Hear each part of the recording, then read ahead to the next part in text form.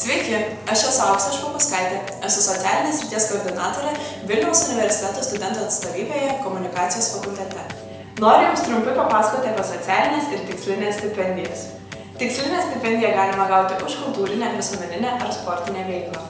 Tad jeigu esi aktyvus ir garsini Vilniaus universiteto vardą, gali pretenduoti į šią stipendiją. Jeigu nori ją gauti, turi mums atsiųsti savo prašymą, taip pat rekomendaciją iš tos organizacijos, kurioje tu veiki, ir savo veiklos aprašymą.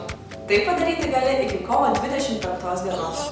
Socialinę stipendiją gali gauti, jeigu esi iš nepasiturinčios šeimos, esi našlaitis arba turi neįgalumą įrodantį dokumentą. Prašymus turi siųsti į Valstybinio studijų fondo tinklą. Tai galite padaryti iki vasario 20 dienos. Jeigu kils kažkokių klausimų, būtinai kreipkitės į mane ir aš pasistengsiu Jums padėti. Padėkau?